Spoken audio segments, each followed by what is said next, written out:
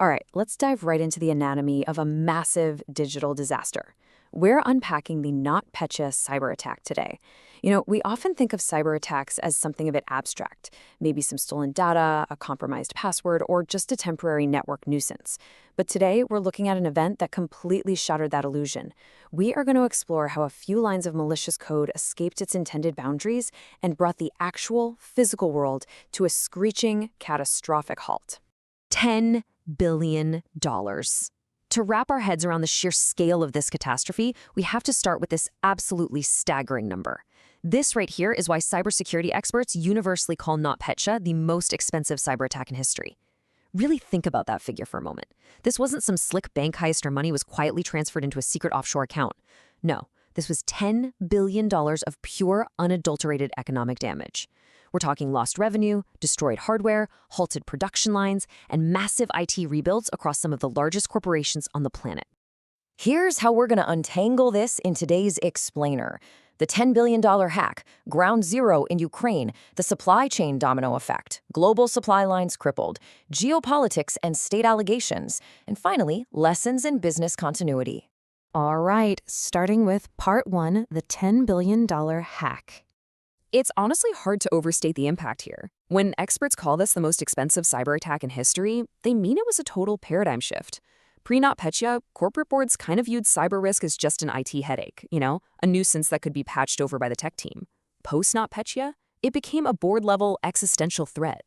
We are talking about entire corporate networks encrypted and basically tossed in the virtual trash.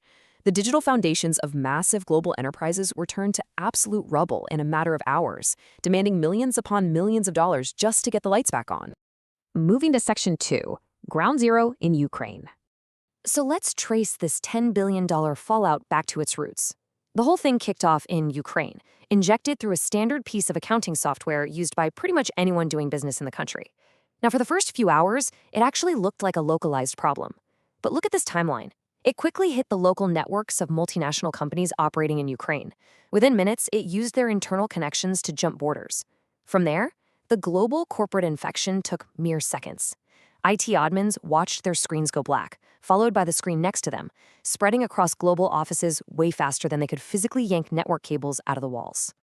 Part 3. The supply chain domino effects. The big question is, how did attackers bypass all those expensive traditional security perimeters? Well, to grasp this, we need to understand a supply chain attack, which essentially weaponizes a trusted relationship. Think of it like building a giant fortress with massive walls, heavy locks, and armed guards. But, every week you let the local laundry service drive their truck right through the front gate without checking it, just because you trust them. A supply chain attack doesn't bother attacking the fortress walls. It goes straight for the laundry truck. So let's break down the actual mechanics. Step 1. Hack that trusted vendor, in this case, the Ukrainian accounting software provider. Step 2. Hide the malware inside a totally routine expected software update.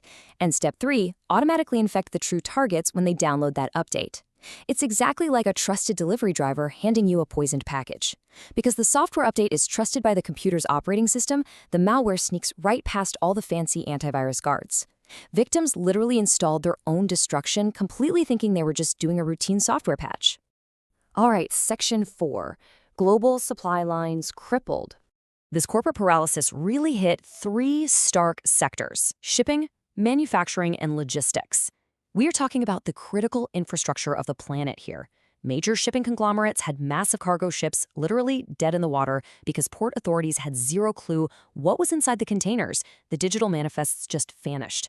Global manufacturers watched fully automated factory floors go completely silent.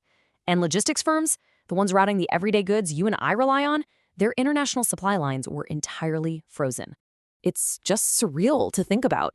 Just a few lines of malicious code brought massive, physical global industries to a grinding halt.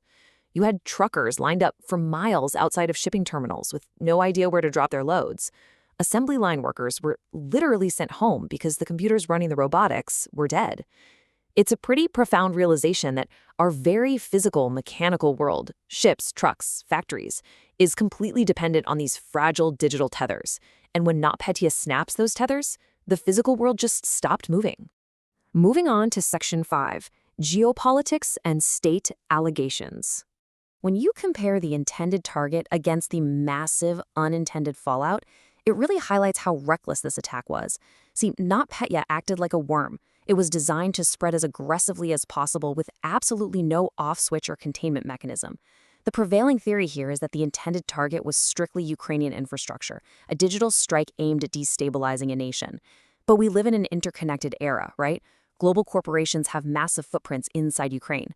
Once that worm breached a multinational corporate network based in Kyiv, it blindly followed those internal network pipelines straight back to headquarters in London, Copenhagen, New York, and beyond. It was a digital weapon of mass destruction that simply couldn't be controlled once they let it loose. Now, there are heavy allegations of state involvement here, with various intelligence agencies pointing fingers at state-sponsored actors. But in this explainer, we're focusing purely on the mechanics of how geopolitical conflicts spill over into global corporate networks. We aren't taking sides on the political stage. What this truly underscores is a terrifying new reality for businesses. You no longer have to be the target of a nation-state to become the victim of a nation-state's cyber weapon. The collateral damage of modern geopolitical conflict is now being waged right on corporate servers. Finally, Section 6, Lessons in Business Continuity. So what are the core lessons to take away so organizations can survive the next inevitable attack? Well, companies have to critically examine software trust and build business continuity plans that account for sudden, total network failure. First, reevaluating software trust means adopting a zero-trust architecture. Just because a software update comes from a known vendor doesn't mean it's safe.